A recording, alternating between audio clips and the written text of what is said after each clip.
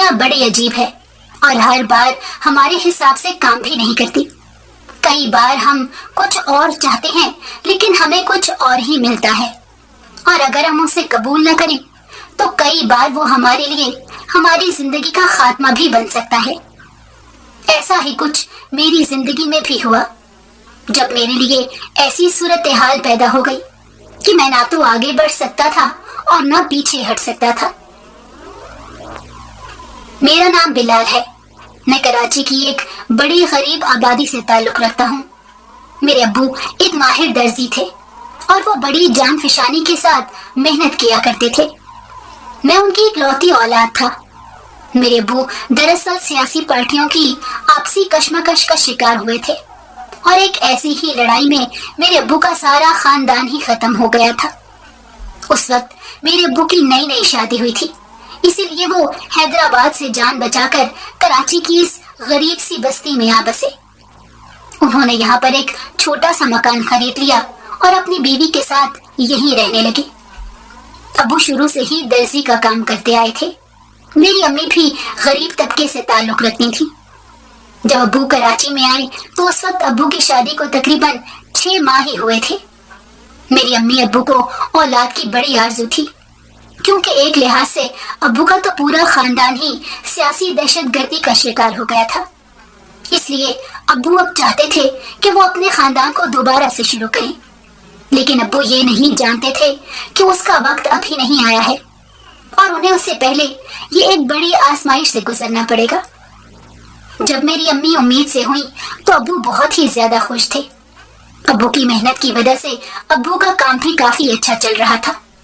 دونوں میاں بیوی بڑی بے چینی سے اپنی آنے والی نسل کا انتظار کر رہے تھے. لیکن جب میں پیدا ہوا تو میری ماں مجھے پیدا کرنے کے دوسرے ہی دن اللہ کو پیاری ہو گئی. ڈاکٹرز کے بقول کچھ پیچیدگیوں کی وجہ سے ان کی جان نہیں بچائی جا سکی. یوں میں پیدا ہوتے ہی امی کی شفقت سے محروم ہو گیا. میرے ابو اور امی میں بے حد محبت تھی. ابو شاید یہ صدمہ برداشت نہ کر پاتے کہ ان کے خاندان کا آخری اور سب سے محبوب فرد بھی ان سے جدا ہو گیا ہے, لیکن اپنے ہاتھوں میں موجود میرا ننھا سا وجود انہیں زندہ رکھنے کا باعث بن گیا. میں سوچ بھی نہیں سکتا کہ ابو نے میری پرورش کرنے کے لیے کس قدر محنت کی ہوگی. وہ چاہتے تو دوسری شادی کر سکتے تھے, لیکن انہوں نے نہ جانے کس طرح سے اپنی دکان کے ساتھ ساتھ اپنے اس بیٹے کو بھی سنبھالا جو بالکل ہی چھوٹا سا تھا, اور ابو کو چھوٹے بچوں کو سنبھالنے کا کوئی تجربہ بھی نہیں تھا. یہ ابو کی بے تحاشا محبت اور لگن ہی تھی کہ انہوں نے میری پرورش کی اور ساتھ ہی ساتھ اپنا کام بھی جاری رکھا. جب میں نے ہوش سنبھالا تو میری کل کائنات میرے ابو ہی تھے. میرے ابو کا نام رفیق تھا اور وہ آس پاس کے پورے علاقے میں رفیق درزی کے نام سے ہی جانے جاتے تھے. میں شروع سے ہی اپنے ابو کو گھر کے سارے کام کرتے ہوئے دیکھتا آ رہا تھا. وہ گھر میں کھانا بناتے, مجھے تیار کرتے اور پھر اسکول چھوڑ آتے. اس کے بعد وہ اپنی دکان پر چلے جاتے اور اسکول کی چھٹی کے وقت مجھے لینے کے لیے بھی آتے. پھر وہ مجھے لے کر گھر جاتے اور گھر کے سارے کام سنبھالتے, کھانا بناتے اور پھر ہم دونوں باپ بیٹا کھانا کھا کر عصر کے وقت دوبارہ دکان پر آ جاتے, جہاں ایک طرف بیٹھ کر میں اسکول کا کام کیا کرتا اور ابو اپنے کام میں مصروف ہو جاتے. ابو کو آس پاس کے بہت سارے لوگوں نے دوبارہ شادی کا مشورہ بھی دیا کہ اب تمہارا بیٹا بڑا ہو گیا ہے, اب تم دوبارہ شادی کر سکتے ہو. لیکن ابو نے انکار کر دیا کہ میں اپنے محبوب ترین بیٹے کو رسک میں نہیں ڈال سکتا.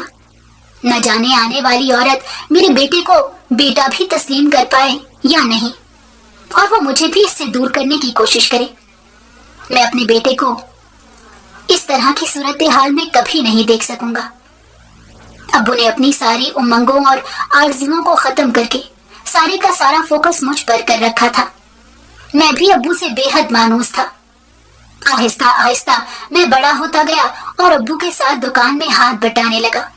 البتہ ابو مجھے ہر ممکن کوشش کرتے تھے کہ میں درزی کے کام کی طرف نہ آؤں اور پڑھ لکھ کر اپنا مقام بناؤں. اب چونکہ گھر میں ہم دونوں باپ بیٹا ہی ہوتے تھے, اس لیے ابو نے آہستہ آہستہ رقم بچا کر میرے لیے ایک انشورنس پالیسی بھی خرید لی تھی اور اپنی بھی لائف انشورنس کروا کر اس پر مجھے نامزد کر دیا تھا۔ اس کے ساتھ ہی وہ بچنے والی رقم کو میرے نام سے کھولے ہوئے ایک اکاؤنٹ میں جمع کرواتے رہتے تھے اور اس بارے میں انہوں نے مجھے سب کچھ بتایا ہوا تھا۔ میرے ابو ہی میری کل کائنات تھے اور جب ہوش سنبھالتے ہی یہ اور تھوڑا بڑا ہونے پر ابو کے اوپر گزرے ہوئے سارے سانحے میرے علم میں آئے تو ابو کے لیے میری محبت اور بھی بڑھ گئی۔ ہم دونوں باپ بیٹا ایک دوسرے پر جان نچھاور کرتے تھے اور مل جل کر گھر اور دکان کے سارے کام سنبھالتے تھے اور اس کے ساتھ ساتھ میں پڑھ بھی رہا تھا۔ جب میں نے انٹر اچھے نمبروں سے پاس کر لیا تو اس دن ابو بہت خوش تھے۔ گو کہ میں نے کہیں بھی کوئی پوزیشن نہیں لی تھی، لیکن ابو کے لیے یہ بڑی ہی خوشی کا دن تھا۔ انہوں نے مٹھائیاں بانٹی اور خوب جشن منایا۔ اس کے بعد انہوں نے مجھ سے پوچھا کہ میں آگے کیا کرنا چاہتا ہوں، تو میں نے انجینئرنگ کرنے کا سوچ رکھا تھا۔ ابو نے میری بھی انشورنس کروا رکھی تھی، اسے میچور کروا کر وہ رقم میری یونیورسٹی کے ایڈمیشن کے لیے استعمال کر دی اور ساتھ ہی ساتھ مجھے بھی کہا کہ میں کسی بھی طرح سے پریشان نہ ہوں۔ ابو مجھ سے بلا شبہ بے تحاشا محبت کرتے تھے۔ اب میں الیکٹریکل انجینئرنگ پڑھ رہا تھا اور خوب محنت سے کام کر رہا تھا کہ اپنے ابو کو زندگی کا ہر وہ سکھ دے سکوں جو انہوں نے میری وجہ سے کبھی نہیں دیکھا۔ دن گزرتے گئے اور میری پڑھائی بھی بڑھتی چلی گئی۔ میری الیکٹریکل انجینئرنگ کی ڈگری ختم ہونے میں بس 1 سال ہی باقی رہ گیا تھا کہ ایک دن ابو مجھے یونیورسٹی لینے کے لیے آئے اور میں ان کے ساتھ گیا۔ راستے میں ہماری موٹر سائیکل کا بہت ہی برا ایکسیڈنٹ ہو گیا۔ ابو کی موقع پر ہی وفات ہو گئی اور میں شدید زخمی حالت میں ہاسپٹل میں ایڈمٹ رہا۔ مجھے تقریباً 4 دن بعد ہوش آیا کیونکہ میری کافی ساری ہڈیاں ٹوٹ گئی تھی اور ڈاکٹرز کو میرے کافی آپریشن کرنے پڑے تھے۔ میری بے ہوشی کے عالم میں ہی ابو کو محلے داروں نے مل جل کر دفنا دیا تھا۔ ہوش آنے پر جب مجھے اس قیامت کا علم ہوا تو میری دنیا ہی اندھیر ہو گئی۔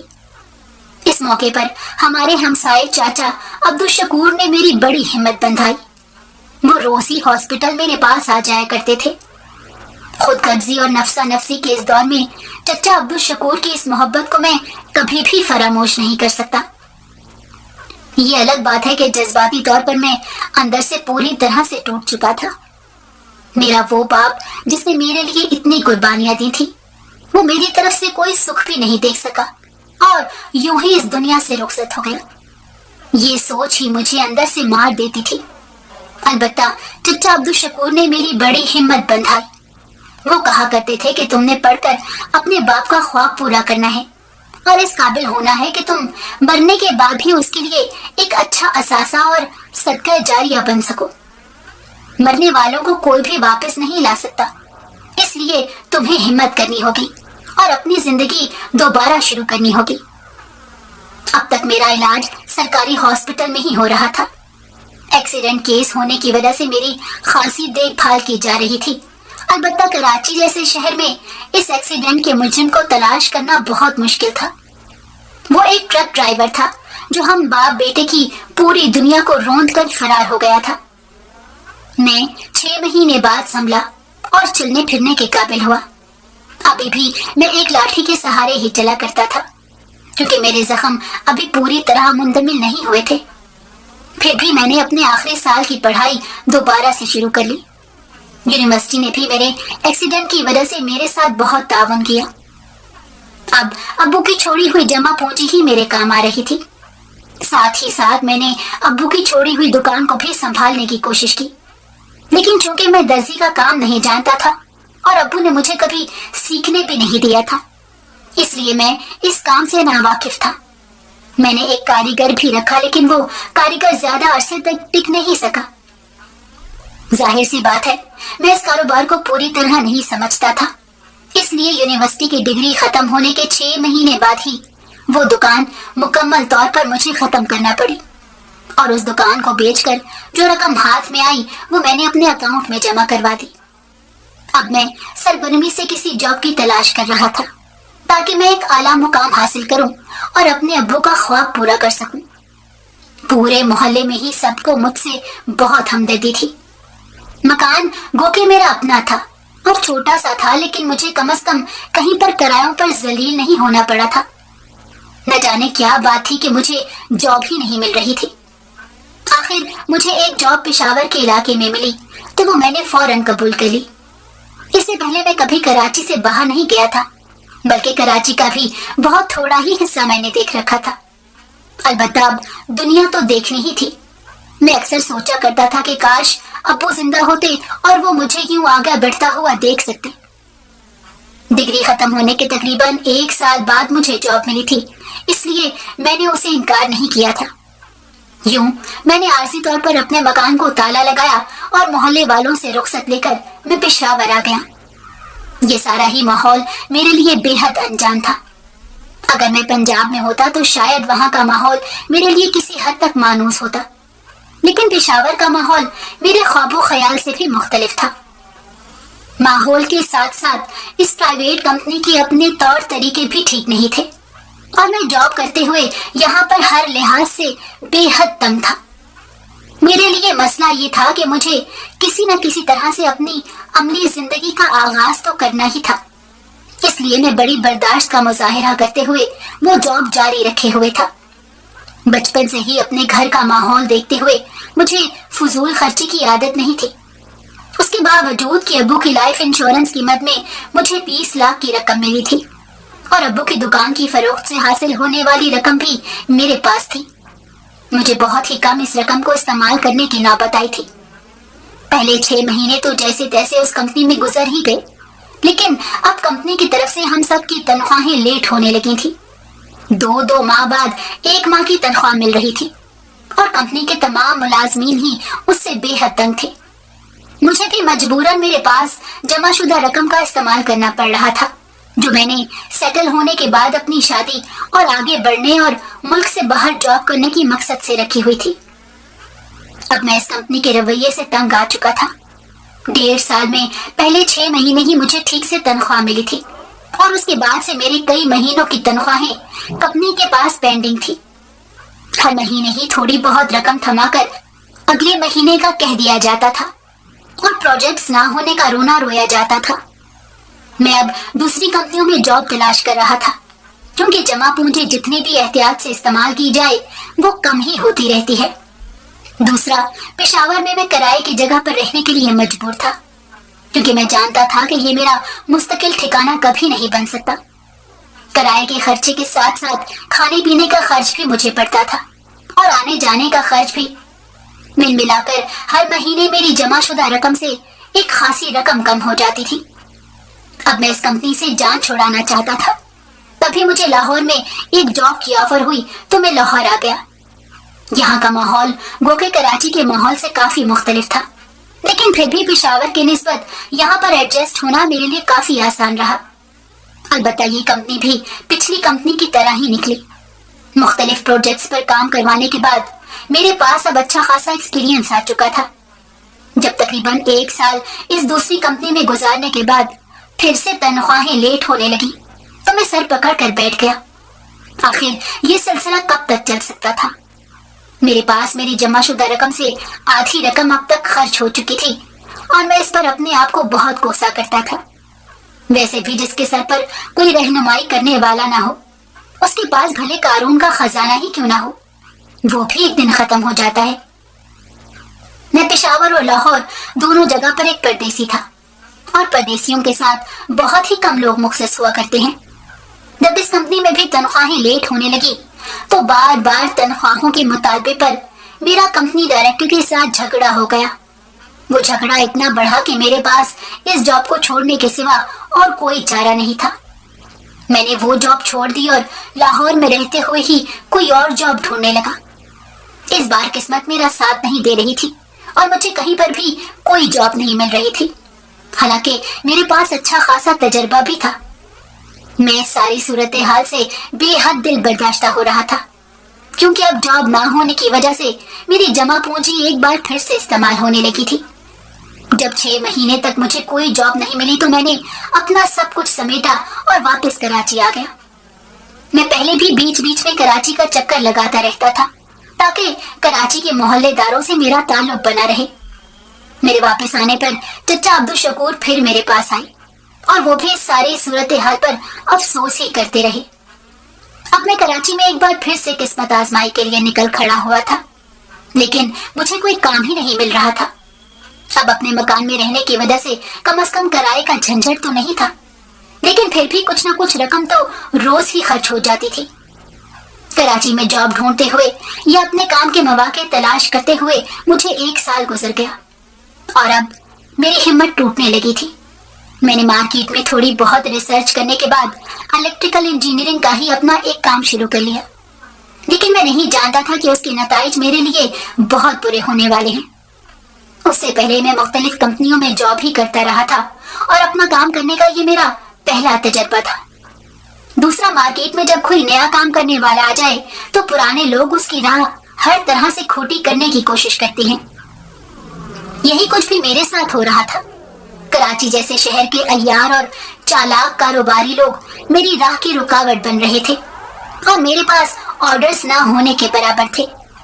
उसके साथ साथ अपने काम की वजह से अब मेरा खर्च भी ज्यादा हो रहा था। मैं बहुत मेहनत और लगन से काम करने की कोशिश करता था और अपने तमाम क्लाइंट्स को हर तरह से मुतमईन करता था। उसके बावजूद मेरे खिलाफ मार्केट में अच्छा खासा प्रोपेगेंडा किया जा रहा था, क्योंकि मैं कस्टमर्स को हर बात खुलकर बता देता था और उनसे कोई पर्दा नहीं रखता था, जिसकी वजह से मार्केट के तमाम लोग मेरे खिलाफ हो रहे थे। मैंने तो अब्बा की तरफ से दी हुई अक्लमंदी से भी कोई फायदा नहीं उठाया और अपने कारोबार की कोई इंश्योरेंस भी नहीं करवाई थी, ना ही उसे रजिस्टर करवाया था। कारोबारी मुखालफत और मार्केट के अंदर मुकाबला इस कदर बढ़ा कि एक दिन नामालूम अफराद की तरफ से मेरे ऑफिस में रात को आग लगा दी गई। मेरे लिए ये नुकसान बहुत बड़ा था और मैं समझता था कि ये सब कुछ मेरे मुखालिफ कारोबारी अफराद की तरफ से ही किया जा रहा है, क्योंकि मैं उनके बेईमानी की हथकंडों पर नहीं चलना चाहता था और अपने क्लाइंट्स के साथ ईमानदारी से ही काम किया करता था। ये नुकसान इतना बड़ा था कि मेरी बाकी मानदा सारी की सारी जमा पूंजी ऑफिस को दोबारा रिपेयर करवाने में लग गई और जब मैंने दोबारा ऑफिस का काम शुरू किया तो बीच में 3 महीने का वक्फा आ चुका था।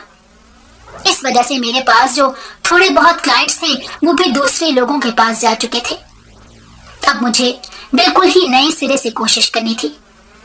मैंने हिम्मत तो नहीं हारी, लेकिन दुनिया का रवैया देखकर मैं अंदर से बिल्कुल ही टूट गया था, क्योंकि मेरे पास जमा पूंजी मुकम्मल खत्म हो चुकी थी। तो मैंने इस बार अपने साथ कोई भी मुलाजिम नहीं रखा। हालांकि पहले मेरे पास 2 मुलाजिम भी काम करते थे। अब मैं खुद ही मार्केट में निकल जाता था और काम ढूंढने की कोशिश कर रहा था, लेकिन मुझे कामयाबी नसीब नहीं हो रही थी। एक तो छोटे छोटे ऑर्डर्स तो मिले, लेकिन उनसे मेरे ऑफिस का खर्च मुस्तकिल तौर पर नहीं चल सकता था। एक दिन वो भी आया कि जब मुझे 2 माह से कोई ऑर्डर नहीं मिला था और अब ऑफिस का किराया भी मेरे सर पर पड़ रहा था। इन 2 माह में मेरे पास रही सही बाकी जमा पूंजी भी खत्म हो गई और अब मैं बिल्कुल ही कलाश हो गया था। मजबूरन मुझे अपना ये काम बंद करना पड़ा और अब की बार जब मैं बेकार होकर घर में बैठा तो मेरे पास चंद हजार रुपए के अलावा कुछ भी बाकी नहीं बचा था। नुकसान करवाने के बाद अब मुझे तरह तरह के मशवरे मिल रहे थे कि काश तुमने इंश्योरेंस करवाई होती या फलाना काम किया होता या इन्वेस्टमेंट की होती तो ये दिन ना देखना पड़ता। ये वही लोग थे जो उससे पहले खामोश तमाशाई बने हुए या मेरे काम से हसद कर रहे थे। अब इन मशवरों का क्या फायदा था? ये तो मेरे जख्मों पर मजीद नमक छिड़कने वाली बात थी। मेरी जहनी हालत बहुत खराब हो चुकी थी। मेरे पास मौजूद चंद हजार रुपए आखिर मेरा कब तक साथ दे सकते थे? शर्म और नाकामियों की चोटें मुझे घर से बाहर भी नहीं निकलने देती थी। जैसे तैसे खींच तान कर मैंने उन चंद हजार रुपयों से 3 माह तो निकाल लिए, लेकिन उसके बाद मेरे पास एक फूटी कौड़ी भी नहीं बची। मोहल्ले वालों को मेरे हालात का इल्म हो चुका था और इस डर से कि मैं किसी से कर्ज न मांग बैठूं, कोई मुझसे मिलने भी नहीं आता था। इस दौरान चचा अब्दुल शकूर की भी वफात हो चुकी थी और अब मुझे मुखलिस मशवरा देने वाला या कम से कम मेरे दुख दर्द बांटने वाला भी इस दुनिया में कोई नहीं था। जब मेरे पास तमाम रुपए पैसे खत्म हो गए तो मैं भूखा प्यासा घर में ही बैठा रहा। 2 दिन बाद मेरी जहनी और जिस्मानी हालत इस कदर खराब हो चुकी थी कि मैं नाउजुबिल्ला कुफर की तरफ जा रहा था। मुझे अल्लाह से हजारों शिकवे हो रहे थे और मैं सोच रहा था कि मेरे साथ ही ये सब क्यों हुआ। मुझसे मेरा सारा खानदान क्यों छीन लिया गया और मेरे पास सब कुछ होते हुए मुझे यूं फकीर क्यों बना दिया गया। अब मेरे पास सिवाय अपने मकान के और कोई भी चीज ऐसी नहीं बची थी कि जिसे बेचकर मैं अपने कुछ दिन का गुजारा चला सकता। अखबार में आने वाले मुलाजमत के इश्तहारों पर मैं अब भी अपनी सीवी भेज दिया करता था, लेकिन मुझे कभी भी किसी की तरफ से कोई जवाब नहीं आता था। तीसरे दिन भूख के मारे मेरा बुरा हाल था और मैं सोच रहा था कि शायद मैं ऐसे ही मर जाऊंगा। मैं बिस्तर पर लेटा भूख से दर्द करते पेट को अपने हाथों से दबाते हुए अल्लाह से शिकवे कर रहा था और अल्लाह को यूं मुखातिब कर रहा था जैसे मेरी तमाम नाकामियों के जिम्मेदार अल्लाह रब्बुल इज्जत ही हों। तभी मेरे जहन में एक धमाका सा हुआ और मैं सोचने लगा कि मैं आखिर क्यों ऐसी चीजें सोच रहा हूँ जो मेरा ईमान खराब कर रही हैं। अब्बू ने मेरी दीनी तरबियत बहुत तवज्जो दी थी और वो ये सब कभी बर्दाश्त न करते। मेरी आंखों से आंसू जारी हो गए और मैं रोते हुए अल्लाह से माफी मांगने लगा और सोचने लगा कि आखिर इस दुनिया में वो फकीर भी तो हैं जो फुटपाथों पर सोते हैं और भीख मांगकर गुजारा करते हैं। अल्लाह से माफी मांगते हुए मेरे दिल की तसल्ली नहीं हुई तो मैं जैसे तैसे अपने कमजोर और भूख के मारे हुए बदन को घसीटते हुए उठा और वजू करके मोहल्ले की मस्जिद में चला गया। अबू के जाने के बाद मैं न जाने कितने अरसे बाद मस्जिद में आया था, या शायद मुझे अल्लाह ने ही बुलाया था। ये रात का वक्त था और इशा की नमाज होने वाली थी। गर्मियों के दिन थे इसलिए इशा की नमाज भी 9 बजे हुआ करती थी। मैंने जैसे तैसे एक कोने में सिमट सिमटाकर इशा की नमाज जमात के साथ अदा कर ली और उसके बाद वहीं पर बैठकर हाथ उठाकर दुआ करते हुए अल्लाह से माफी मांगने लगा। अभी मैं दुआ ही मांग रहा था कि मस्जिद में कुछ लोग आ गए जिनके हाथों में खाने की मुख्तलिफ डिशें और रोटियों से भरे हुए शापर थे। तभी मस्जिद के माइक से ऐलान हुआ कि जिन अहबाब ने खाना खाना है वो तरतीब बना लें। मुझे याद आया कि हमारे मोहल्ले की मस्जिद में शुरू से ये दस्तूर चला आ रहा है कि हर रोज इशा की नमाज के बाद यहाँ पर खाना खोला जाता है और ये खाना किसी भी तरह से सदका या खैरात नहीं बल्कि एक मामूल की कार्रवाई है जो महज अल्लाह की खुशनुदी के लिए की जाती है। इधर उधर देखा तो मेरे मोहल्ले वालों में से चंद लोग ही वहां पर मौजूद थे, बाकी कुछ मुसाफिर या चंद मजदूर ही थे जो शायद रोज खाना खाने के लिए ही नमाज पढ़ने आते थे। ये देखकर मुझे ऐसे लगा जैसे मेरे तमाम शिकवों का अल्लाह ने जवाब दे दिया हो। मैं भी उठा और सर झुकाकर खाना खाने के लिए उस लंबे दस्तरखान के किनारे पर बैठ गया जो खाना खाने वालों के लिए बिछाया गया था। मैं 3 दिन का भूखा था और अल्लाह ने न सिर्फ मुझे अपने घर बुलाया था बल्कि मेरे खाने का इंतजाम भी कर दिया था। मैंने 3 दिन बाद पेट भर कर खाना खाया और फिर अल्लाह का शुक्र अदा करता हुआ घर वापस आ गया। अब मैं एक लिहाज से बिल्कुल मुफलिस और कल्लाश था, इसलिए अब मैं रोज खाना खाने के लिए मस्जिद चला जाया करता था। मस्जिद के इमाम साहब काफी अरसे से हमारे मोहल्ले में ही रिहाइश पजीर थे और वो मोहल्ले के तमाम लोगों को अगर अच्छी तरह नहीं जानते थे तो कम से कम उनसे वाकिफ जरूर थे। मुझे भी यही डर था कि किसी दिन मौलवी साहब मुझसे कोई सवाल न कर लें, लेकिन उन्होंने ऐसा कुछ नहीं किया। जब मैं 3-4 दिन तक महज इशा की नमाज पढ़ने के लिए आता रहा तो एक दिन मुझे मौलवी साहब ने रोका और सलाम दुआ के बाद कहा, भाई बाकी नमाजें भी पढ़ लिया करो। मैं शर्मिंदा हुआ और उनसे कहा कि जी इंशाल्लाह आइंदा से मैं बाकी नमाजें भी पढ़ूंगा। इसके सिवा मौलवी साहब ने मुझसे कोई बात नहीं की। मैं भी घर वापस आ गया। मैं सोच रहा था कि वाकई मुझसे गलती हुई है। एक नमाज पढ़ने का मतलब तो महज यही है कि मैं अपने पेट की आग बुझाने के लिए मस्जिद में जाता हूँ, जबकि जो अल्लाह ने मुझे इस कदर इज्जत के साथ खाना खिला रहा है उसका शुक्र अदा करने के लिए कोई अमली तरीका भी अपनाना चाहिए। ये सोचकर मैं अगले दिन फजर के वक्त फिर मस्जिद में चला गया। वैसे भी मुझे करने का कोई काम नहीं होता था और मैं हर वक्त घर में बैठा रहता था या कोई ना कोई किताब पढ़ा करता था। यूं आहिस्ता आहिस्ता मैंने 5 वक्ता नमाज की रूटीन बना ली, बल्कि मगरिब के बाद से तो मैं इशा के वक्त तक मस्जिद में ही बैठा रहता था और कुरान की तिलावत भी किया करता था। मौलवी साहब ने उस दिन के बाद से मुझसे दोबारा कोई बात तो नहीं की थी। अलबत्ता वो जब भी मेरी तरफ देखते और मेरी उन पर नजर पड़ती तो वो मुस्कुरा देते थे। मैं भी उनकी मुस्कुराहट का जवाब मुस्कुराहट से दे दिया करता था। यूं ही मुझे तकरीबन 2 महीने बीत चुके थे। मैं बाकायदगी से नमाज का आदी हो गया था और अब मेरे जहन में ईशा की नमाज के वक्त ये ख्याल भी नहीं आता था कि ईशा की नमाज के बाद खाना दिया जाएगा। अक्सर वहाँ रेगुलर आने वाले लोग ही मुझे खाने पर बुला लिया करते थे, वरना मैं कुरान की तिलावत में ही मसरूफ रहता था। मुझे ये महसूस होने लगा था जैसे अल्लाह के साथ मेरा खास कनेक्शन बन गया हो। मैं चूंकि पढ़ा लिखा था इसलिए कुरान को तर्जुमे के साथ पढ़ता और समझने की कोशिश भी किया करता था। मेरा दिल अब बड़ी मुतमईन हालत में था, क्योंकि अब मुझे नमाज की आदत नहीं बल्कि नमाज की लत लग गई थी। अगर कभी किसी वजह से मैं पहली तकबीर में शामिल ना हो पाता तो मुझे उसका बड़ा अफसोस हुआ करता था। कभी कभी मैं बैठकर सोचता था कि क्या मैं वही बिलाल हूँ जो कई सालों से मस्जिद में नहीं आया था। ये महज अल्लाह का करम था कि उसने मुझे राह हिदायत पर डाल दिया था। अब मैं बड़ी दिल लगी और खुशी और खुजू से नमाज पढ़ता था और अल्लाह का शुक्र अदा किया करता था कि जिसने मेरा भरम बनाए रखा है। अल्लाह ने ना सिर्फ मेरे खाने पीने का इंतजाम कर दिया था बल्कि मुझे किसी के सामने सवाल की जिल्लत से भी बचा लिया था।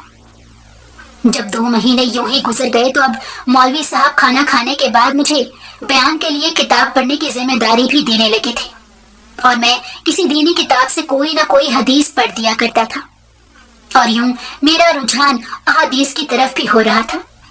मैं हदीस बयान करता और उसका मफहूम पढ़ देता था। उसके बाद मौलवी साहब बयान करते थे और इज्तिमाई दुआ होती थी। अब मैं कुरान के साथ साथ अहादीस की जानिब भी रागिब होने लगा था और अक्सर व बेशतर मस्जिद में पड़ी हुई किताबों को ही खोल कर बैठा पढ़ता रहता था।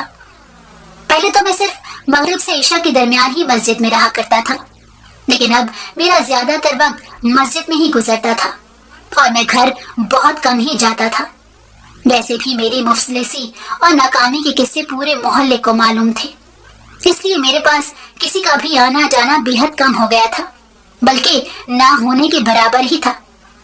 बस मस्जिद के लिए आते जाते किसी न किसी मोहल्लेदार से सलाम दुआ हो जाती थी और कभी कभार किसी घर से मेरे लिए मुराबतन खाना भी आ जाता था, जिसे मैं अल्लाह का शुक्र अदा करके खा लेता था। यूं ही 3 महीने बाद एक दिन मौलवी साहब ने मुझे रोका और कहने लगे कि जवान, जितना कुछ मोहल्ले वालों को मालूम है उतना ही मैं भी जानता हूँ। मेरा मशवरा है कि तुम मायूस मत हो और दोबारा इखलास के साथ अपनी कोशिश जारी रखो, तुम्हें कोई ना कोई अच्छा काम जरूर मिल जाएगा।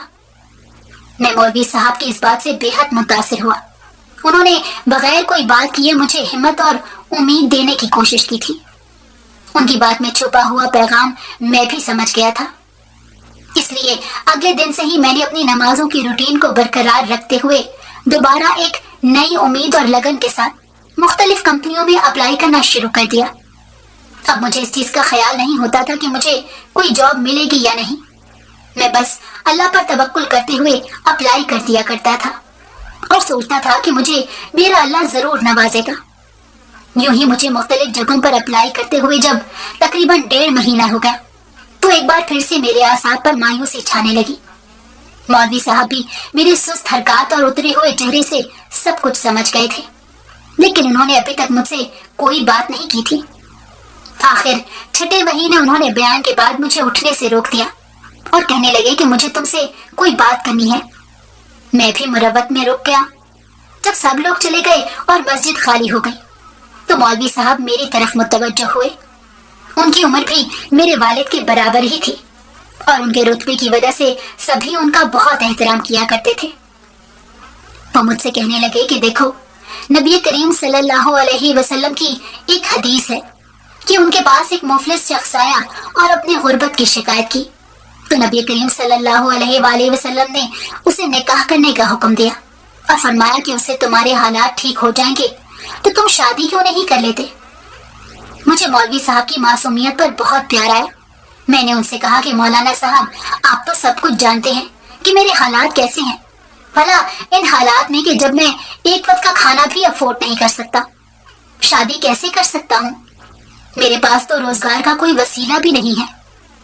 उस पर मौलाना साहब मुस्कुराए और कहने लगे कि देखो, وسیلہ بنانے والی ذات تو محض اللہ کی ہے، تم کوشش تو کرو۔ میں نے تھوڑا سا چڑھ کر اور زج ہوتے ہوئے کہا کہ مولانا صاحب آپ بھی کمال کرتے ہیں، آج کے دور میں مجھ جیسے آدمی کو اپنی بیٹی کون دے سکتا ہے؟ مولانا صاحب کہنے لگے کہ دیکھو، تم حامی بھرو تو میں بھی نبی کریم صلی اللہ علیہ وسلم کی ایک سنت ادا کرنے کو تیار ہوں، کیونکہ جب تم جیسا جواب ہی ایک صحابی نے دیا تو نبی کریم صلی اللہ علیہ وآلہ وسلم نے ایک دوسرے صحابی کے گھر والوں کو حکم دے کر اس کی شادی کروا دی تھی، تو میں بھی آج نبی کریم صلی اللہ علیہ وآلہ وسلم کو سنت کو زندہ کرنے کے لیے اپنی بیٹی کا نکاح تم سے کرنے کو تیار ہوں۔ مولوی صاحب کی یہ بات سن کر میرا منہ حیرت کے مارے کھلا کا کھلا رہ گیا۔ میں شدید حیران تھا کہ اس دور میں بھی ایسے لوگ موجود ہوتے ہیں جو اللہ پر اس قدر توکل کرتے ہیں اور ایک سنت کو زندہ کرنے کے لیے اپنے انسانی جذبات پر قابو پا لیتے ہیں۔ میری حیرت کو محسوس کرتے ہوئے مولوی صاحب کہنے لگے کہ بھائی تم کس سوچ میں ڈوب گئے ہو؟ شادی کا کوئی خرچہ وغیرہ نہیں ہوگا، بلکہ عین اسلام کے مطابق سادگی سے نکاح ہوگا اور اسی طرح سے رخصتی ہوگی۔ تمہاری ولیمہ کرنے کی استطاعت نہیں ہے، میں جانتا ہوں، تو بطور قرض ہی صحیح ولیمے کا انتظام میں کر دوں گا۔ تمہارے حالات ٹھیک ہوں تو تم قرض لوٹا دینا، باقی میں اپنا بتا دیتا ہوں۔ میرے سارے حالات تم جانتے ہی ہو، میری فیملی کے بارے میں شاید تم نہ جانتے ہو۔ میری الحمدللہ 2 بیٹیاں ہیں اور 1 بیٹا ہے، اور میں اپنی سب سے چھوٹی بیٹی کا نکاح تم سے کر رہا ہوں جو میری بہت لاڈلی ہے۔ اس سے بڑی بیٹی کا نکاح میں پہلے ہی کر چکا ہوں، جبکہ میرا بیٹا جو دونوں بہنوں کے درمیان میں پیدا ہوا وہ ابھی غیر شادی شدہ ہے۔ تم مجھے کل تک سوچ کر بتا دو کہ تمہارا کیا جواب ہے۔ مولوی صاحب کا اس قدر اطمینان بھرا انداز دیکھ کر میری آنکھوں میں آنسو آ گئے۔ میں نے مولوی صاحب سے کہا کہ مولانا صاحب، میں ایک زمانے کا دھتکارا ہوا مفلس کلاش اور کنگال آدمی ہوں، اور آپ سب کچھ جانتے ہوئے بھی اگر ایک سنت کو زندہ کرنے پر تیار ہیں تو بھلا میں کیسے پیچھے ہٹ سکتا ہوں؟ میں جانتا ہوں ایک بیٹی کے لیے ایک باپ کو کیا تحفظات ہوتے ہیں، اس کے باوجود آپ محض سنت کی ادائیگی کے لیے یہ قدم اٹھا رہے ہیں تو میں دل و جان سے تیار ہوں۔ مولانا صاحب میری بات پر بہت خوش ہوئے اور میرا ہاتھ تھام کر کہنے لگے کہ جمان، اللہ پر یقین رکھو، انشاءاللہ یہ قدم تمہارے حالات بدلنے کا باعث بن جائے گا۔ اس کے بعد مولانا صاحب نے مجھے اپنے بارے میں کچھ اور بتایا اور میں نے بھی اپنے حالات کے بارے میں انہیں سب کچھ سچ سچ بتا دیا۔ میں نے انہیں اپنا وہ تمام پس منظر بھی بتا دیا جس سے وہ اب تک انجان تھے۔ کچھ دیر باتیں کرنے کے بعد میں اٹھ کر واپس گھر آ گیا۔ مولانا صاحب نے اگلے دن ہی نکاح رکھ دیا تھا اور بیچ میں جا کر وہ اپنے گھر میں پوچھ بھی آئے تھے۔ مولانا صاحب کے بقول ان کی فیملی کو اس بات پر کوئی اعتراض نہیں تھا۔ یہ بڑی حیرت کی بات تھی کہ وہ پوری کی پوری فیملی ہی اس قدر اللہ پر توکل کرتی تھی۔ جب میں گھر آ کر لیٹا تو نیند میری آنکھوں سے کوسوں دور تھی۔ میں سوچ رہا تھا کہ بے شک کہ نیک بندے ہر دور میں ہی موجود ہوتے ہیں۔ تبھی میرے دل میں ایک وسوسہ بھی آیا کہ مولانا صاحب کی بیٹی میں کوئی نقص تو نہیں جو وہ مجھ جیسے آدمی سے اس کی شادی کر کے اپنے فرض سے سبکدوش ہونا چاہتے ہوں۔ لیکن دوسرے ہی لمحے میں نے اپنے ذہن سے یہ وہم جھٹک دیا، بھلا مولانا صاحب کو کیا ضرورت تھی کہ وہ ایسا کرتے، اور وہ میرے بارے میں پہلے تو کچھ بھی نہیں جانتے تھے سوائے اس کے جو محلے داروں کی زبانی ان کے علم میں آیا تھا۔ انہیں سب کچھ تو میں نے ان کی آفر کے بعد بتایا تھا، اس لیے اس کا امکان نہیں تھا کہ انہوں نے مجھے کس طرح سے دھوکہ دے کر استعمال کرنے کی کوشش کی ہو۔ اگلے دن فجر کے وقت جب میں نماز پڑھنے کے لیے گیا تو مولانا صاحب نے نماز کے بعد دعا کرنے سے پہلے ہی مائک میں یہ اعلان کر دیا کہ میں اپنی بیٹی کی شادی بلال رفیق سے کر رہا ہوں، جس کا نکاح آج ظہر کے وقت ہوگا۔ نکاح سادگی سے کیا جائے گا اور کل ولیمہ بھی مسجد کے اندر ہی ہوگا۔ سب لوگ مجھے مبارکباد دے رہے تھے۔ اس دن مجھے گھر واپس آتے ہوئے کافی دیر ہو گئی۔ مولانا صاحب نے میری بڑی ہمت بندھائی اور کہا کہ تم بے فکر رہو، سب کچھ ٹھیک ہو جائے گا۔ مولانا صاحب کا کہنا تھا کہ ظہر کے بعد نکاح اور مغرب کے بعد ہم رخصتی کر دیں گے۔ جب میں گھر لوٹا تو 10 بج چکے تھے۔ دروازہ کھولتے ہی میری حیرت کی انتہا نہ رہی کہ ایک خط دروازے کے اندر کی طرف پڑا ہوا تھا۔ میں نے اسے اٹھا کر کھولا تو میں خوشی سے جھومنے لگا۔ وہ کراچی کی ایک بڑی کمپنی کی طرف سے जॉब का लेटर था। और इतनी कमाई तो मैंने कभी एक महीने में अपना काम करते हुए भी नहीं की थी, जिस कदर तनख्वाह मुझे वो कंपनी ऑफर कर रही थी। वो खत पढ़ते ही मैं इस तरह दरवाजे से बाहर निकला और मस्जिद में जाकर मौलाना साहब को मुबारकबाद दी और उन्हें वो खत दिखाया। वो कहने लगे, ये महज नियत का फल है, इंशाअल्लाह इससे आगे भी बहुत कुछ होगा। वो खत मुझे लेट मिला था और उन्होंने मुझे चीजों को फाइल करने के लिए आज शाम 5 बजे तक बुलाया हुआ था। मैं इस पर परेशान हुआ तो मौलाना साहब ने मुझे तसल्ली दी और कहा कि कोई बात नहीं, रुखसती के बाद हम तुम्हारे दुल्हन को तुम्हारे घर पहुंचा देंगे और तुम ऑफिस चले जाना और काम निपटा कर आ जाना। रुखसती भी हम मगरिब की बजाय असर से पहले कर देंगे ताकि तुम्हारे पास वक्त बच जाए। ये सब चीजें फाइनल करने के बाद मैं घर वापस आ गया। मेरा रुआ रुआ खुशी से झूम रहा था। सब कुछ प्लानिंग के मुताबिक हुआ और ज़ोहर के बाद मेरा निकाह हो गया। इस दौरान मैंने घर की अच्छी खासी सफाई कर दी और उसे चमका दिया। सजाने को कुछ भी नहीं था, वैसे भी निकाह सुन्नत के मुताबिक सादगी से ही हो रहा था। मौलाना साहब ने अपने वादे के मुताबिक असर से पहले रुखसती कर दी और वो लोग मेरी दुल्हन को घर पहुंचाने भी आ गए। मैंने अब तक अपनी होने वाली दुल्हन का चेहरा भी नहीं देखा था। उसे घर पहुंचाने के बाद मौलाना साहब ने कहा कि तुम बेफिक्र होकर अपनी जॉब को ज्वाइन करने के लिए जाओ, हम यहीं पर मौजूद हैं जब तक तुम वापस नहीं आ जाते। यूं मैं उस कंपनी के ऑफिस की तरफ निकल गया। वहां पर जाकर फाइनल इंटरव्यू देते और मुख्तलिफ कागजात पर साइन करते हुए मुझे रात के 9 बज गए। कंपनी का पैकेज बहुत अच्छा था और वो मुझे एक छोटी गाड़ी भी आने जाने के लिए दे रहे थे। न जाने मेरी सीवी उनकी नजरों में कैसे आई थी और वो मेरे तजर्बे और अपने काम करने के एक्सपीरियंस से काफी ज्यादा मुतासिर हुए थे। यकीनन मेरे हालात बदलने वाले थे क्योंकि ये एग्रीमेंट भी 5 साल का हुआ था। जब मैं घर वापस आया और मौलाना साहब के घर वालों से मिलकर उन्हें रुखसत किया तो इन सब में 10 बज गए। मैंने दरवाजा खोला और अपनी दुल्हन के पास अंदर गया। जब मैंने उसका घूंघट उठाया तो मेरी हैरत की इंतहा न रही। मुझे अपने उस वसवसे पर बेहद शर्म आई जो एक रात पहले मेरे जहन में आया था कि मौलाना साहब ने मेरा इस्तेमाल करने की कोशिश की है। मौलाना साहब की वो बेटी जिसका नाम खौला था बेहद हसीन और जमील थी और हर लिहाज से मुकम्मल और परफेक्ट थी। मेरी जिंदगी में तो गोया बहार आ गई। उसके बाद चंद ही माह में मैं हर लिहाज से सेटल हो चुका था। आज मैं खौला के साथ बहुत खुश हूँ और इस वाक़ये को 3 साल गुजर चुके हैं। खौला उम्मीद से है और मैं उसका बहुत ख्याल रख रहा हूँ। मोहल्लेदारों के साथ मेरे मरासिम बेहतर हो चुके हैं। मौलाना साहब के घर वालों का तो मैं हमेशा के लिए एहसानमंद हो गया हूँ जिन्होंने इस कड़े वक्त में मेरा साथ दिया और अल्लाह ने उनके इखलास और मेरी नीयत की बदौलत मुझे उस बेहतरीन अजर से नवाजा